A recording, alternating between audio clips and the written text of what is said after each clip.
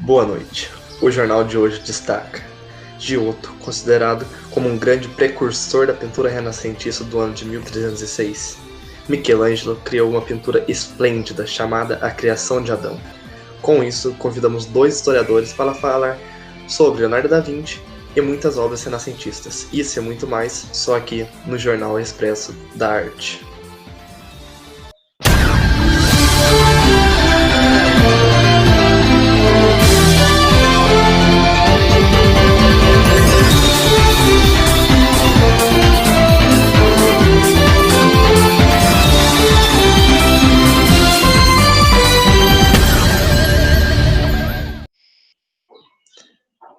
Hoje, no Jornal Expresso da Arte, iremos direto para a Itália para falar um pouco sobre as obras de Giotto. Agora é com você, Caio. Boa noite, estou aqui direto dos estúdios da Itália para falar um pouco sobre a Lamentação, que foi uma obra que Giotto fez, que está aqui próximo da gente na Capela de Scrovegni.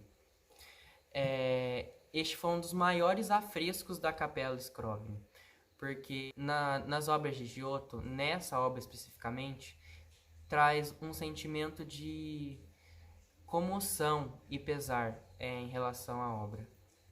Giotto larga a mão de todo o seu conforto de dois rostos com o intuito de intensificar o efeito dramático. Na obra fala de Maria, o quanto ela está contorcida de dor ao ver seu filho morto, e as pessoas ao redor estão com sentimentos diversos. Alguns estão observando e, como os anjos de pranto, o Giotto, em relação a essa obra, fez uma revolução.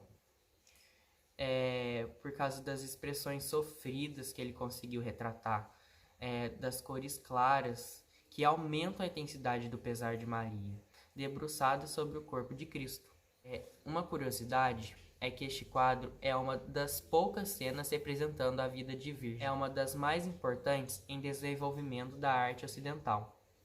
Por isso, Giotto é geralmente considerado o pai do renascentismo, o fundador, por ter rompido com o convencionalismo estático e estereotipado da sua época. É com você, Vinícius. Obrigado. Incrível essa obra de Giotto, um excelente artista que tem minha grande admiração. Agora, o repórter João Guilherme irá viajar para a Capela Sistina, no Vaticano. Boa noite. A Criação de Adão.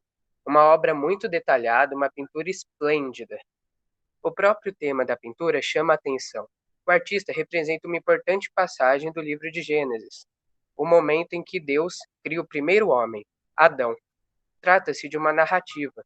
Michelangelo conta uma história através da imagem, capturando o instante no qual a vida humana está prestes a começar. Uma curiosidade sobre a obra é que as dobras do manto criam o exato formato de um cérebro humano, no centro do qual está Deus. Esta teoria foi pela primeira vez formulada em 1990 por um cirurgião americano que, depois de visitar o Vaticano, partilhou a sua descoberta com o resto do mundo.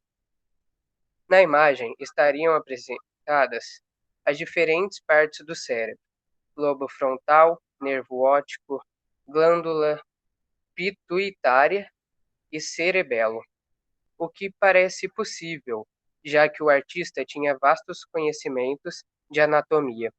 O pensamento da época contribuiu para esta hipótese, porque colocava o homem no centro de tudo e valorizava suas descobertas científicas e filosóficas. Assim, o toque de Deus em Adão poderia ser interpretado como símbolo do racionalismo. Incrível como Michelangelo realizou suas pinturas. Agora, estaremos mostrando exclusivamente a entrevista que conseguimos fazer com grandes historiadores, que irão falar um pouco de Leonardo da Vinci e várias obras renascentistas muito famosas. Boa noite, estamos aqui com o historiador Igor para falarmos um pouco sobre o artista Leonardo da Vinci. Boa noite. Nos fale um pouco sobre o Da Vinci.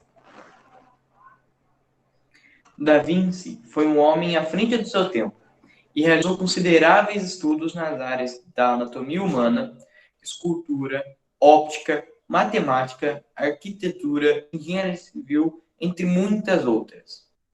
Ele nasceu em 15 de abril de 1452, na Vila de Vinci, na Toscana, na Itália. É lembrado por ser um dos maiores gênios da história da humanidade. As suas contribuições ultrapassaram o ramo das artes e suas obras, como a Última Ceia e a Mona Lisa. A Última Ceia tem uma réplica ali atrás. São algumas das pinturas mais famosas e reproduzidas de todos os tempos. Interessante. Nos conte um pouco mais sobre as obras feitas por ele. Nas suas pinturas, o artista aperfeiçoou o uso do sombreamento e na escultura fez uso da perspectiva para modelar os objetos em superfícies bidimensionais e tridimensionais. Nas artes plásticas, Da Vinci foi um dos primeiros italianos a usar a técnica do óleo sobre a tela. Suas pinturas retratavam geralmente rostos e temas religiosos. Ele produziu mais de 30 obras, porém nem todas foram concluídas, tais como a Adoração dos Magos, São Jerônimo no Deserto e a Batalha de Alghiari.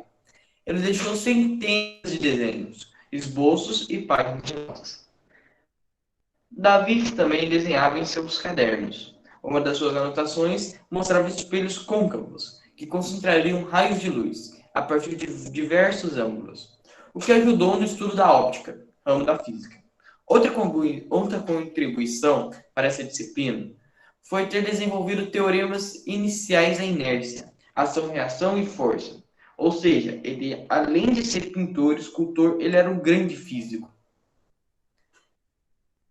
O artista era fascinado pela natureza, adorava observá-la, admirá-la e estudá-la. Para ganhar conhecimento, apreciava as infinitas obras e as harmonias dos padrões. Ele dizia que um bom artista também deveria ser um bom cientista, para melhor compreender e descrever a natureza. Curioso, Da Vinci gostava de investigar acontecimentos, como o funcionamento dos moinhos, os voos dos pássaros, entre outros. Em 1998, ele fez a primeira tentativa de uma máquina voadora para os homens. Leonardo da Vinci tinha especiais interesses pela anatomia humana. Ele passava noites inteiras em hospitais para entender o funcionamento do corpo. Fez diversos desenhos para ilustrar seus estudos, como de embriões, olhos, músculos e tecidos. Outra de suas obras famosas é O Homem Vitruviano, um desenho de uma figura humana com proporções perfeitas, e com braços e pernas abertos dentro de um círculo e de um quadrado. Essa obra baseia-se em uma célebre passagem do arquiteto romano Vitruvio. Como ele era incrível! Como você mesmo disse, era um homem acima do seu tempo. Muito obrigada pela entrevista. Agora é com você, Vinícius. Muito obrigado a Giovana e muito obrigado ao Igor por nos contar um pouco sobre esse grande homem. Agora, a repórter Giovana irá entrevistar o André, que é um grande historiador, que irá falar um pouco mais sobre as famosas obras renascentistas. Estou aqui mais uma vez para fazer uma entrevista, e dessa vez é com o historiador André. Boa noite, estou aqui para falar sobre as mais famosas obras renascentistas. É um prazer receber hoje e gostaríamos que você falasse um pouco sobre as pinturas renascentistas, que são muito famosas nos dias de hoje. O prazer é meu. Há muitas pinturas famosas, mas vou falar do que eu tenho uma admiração especial, a Mona Lisa de Da Vinci, por exemplo. Possui um certo caráter enigmático, simétrico e que prima pela harmonia em proporções, composição e jogo de luz e sombra, conseguindo através da técnica do esfumato. É uma coisa surreal a capacidade da Vinci. Temos também o Nascimento de Vênus, de Sandro Botticelli. A obra tem grande destaque na história da Renascença, pois mostra uma imagem totalmente referenciada na cultura grego-romana, trazendo inclusive influência de escultura clássica, como se observa na posição corporal de Vênus. Além disso, a beleza e a harmonia tão valorizada no período pode ser contemplada nessa pintura do mestre Botticelli. O prazer é meu. Há muitas pinturas famosas, mas eu vou falar a que eu tenho uma admiração especial, a Mona Lisa de Da Vinci. Por exemplo, possui um certo caráter enigmático, simétrico e que prima pela harmonia em proporções, composição e jogo de luz e sombra. Conseguindo através da técnica do esfumato, é uma coisa surreal a capacidade de Da Vinci. Temos também o Nascimento de Vênus. de Sandro Botticelli. A obra tem grande destaque na história da Renascença, pois mostra uma imagem totalmente referenciada na cultura grego-romana, trazendo inclusive influência da escultura clássica, como se observa na posição corporal de Vênus. Além disso, a beleza e a harmonia tão valorizadas no período pode ser completada nessa pintura do mestre Botticelli. Interessante. Você poderia nos contar um pouco das esculturas também? Claro, vou contar um pouco sobre duas obras de Michelangelo. A primeira é Pietà, que foi realizada em mármore, quando Jesus está morto em seus braços. Podemos notar um conhecimento profundo do gênio em anatomia ao retratar o corpo de Cristo sem vida, com todos os músculos relaxados no colo de Maria, que exibe um corpo grande com uma túnica ricamente trabalhada em seu drapeado. A junção de diversos valores renascentistas, como a simetria, a valorização do corpo humano e a composição, colaboram para que a escultura seja um ícone da harmonia na história da arte renascentista. E tem também o Davi, que é uma peça de enorme escultura feita em mármore e tem dimensões de 5 metros de altura, contando com a base. O peso de 5 toneladas.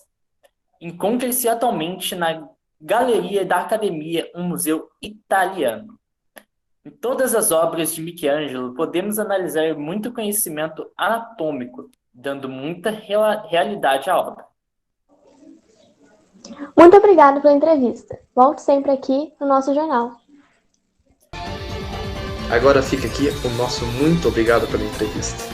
Com isso, o nosso jornal chega ao fim, infelizmente. Agradeço muito a todos que nos assistiram. Uma ótima noite.